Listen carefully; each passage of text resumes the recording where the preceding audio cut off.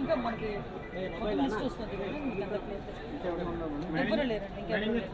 దేవస్థానం అధికారులు నిర్లక్ష్యమే, ఎందుకంటే ఒకసారి అంతమంది భక్తులు వస్తారని చెప్పి సరైన ప్రికాషన్స్ తీసుకోలేదు. నేను ప్రికాషన్స్ విషయంలో ఒక 2 days బ్యాక్ 3 days బ్యాక్ అంటే ఈ క్యూ లైన్లు మొత్తం ఆ క్యూ లైన్లు అన్నీ మేము చెక్ చేసుకోవడం జరిగింది.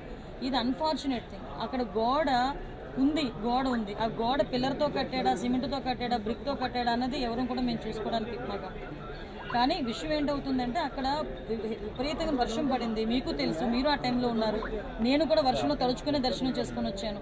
నేనే కాదు, పట్టు వస్త్రాలు సమర్పించడానికి వచ్చిన రెవెన్యూ మినిస్టర్ గారు కూడా వర్షంలో తడుచుకుని వెళ్ళారు. భారీ వర్షంలో తడుచుకుని వెళ్ళాము. ఈ వర్షం నేను దర్శనం చేసుకుని బయటకు వచ్చాను. ఇలా ఇన్ఫర్మేషన్ వచ్చింది గోడ కూలిందని. 1 or 2 ఇంజురీస్ అన్నారు. అయినప్పటికీ కూడా నేను వచ్చి చూస్తానని చెప్పి నేను పుట్అవుట్ని వచ్చాను. అప్పటి నుంచి ఇప్పటి వరకు మేము ఇక్కడే ఉండడం జరిగింది. అంటే ఎక్కడ కూడా రెస్క్యూ ఆపరేషన్స్లో కానీ నిర్లక్ష్యం వహించడం కానీ ఎక్కడ కూడా మేము చేయలేదు. ఇమీడియట్గా క్షతగాతులు ఎవరైతే ఉన్నారో వాళ్ళందరినీ కూడా హాస్పిటల్కి తీసుకెళ్ళి మేము పంపించడం జరిగింది. మిగతా రెస్క్యూ ఆపరేషన్స్ కూడా జరుగుతున్నాయి. ప్లీజ్ మిగతా అన్ని కార్యక్రమాలు చేసుకోవాలి. అందరూ కూడా బాగున్నారండి. ఏ టైంలో కన్స్ట్రక్ట్ జరిగింది, ఏ స్కీమ్లో కన్స్ట్రక్ట్ జరిగింది, ఎవరు కాంట్రాక్టరు, ఎవరు ఇంజనీరు, ఎవరు క్వాలిటీ కంట్రోల్ ఎవరు చేశారు, ఎవ్రీథింగ్ మేము ఇందులో ఎంక్వైరీ చేసుకుంటాం. ఎందుకంటే ఇక్కడ ప్రాణాలు కోల్పోయాం. ఈజీగా వదిలేయాల్సిన అవసరం ఏం లేదు. ఇందులో గవర్నమెంట్ కూడా చాలా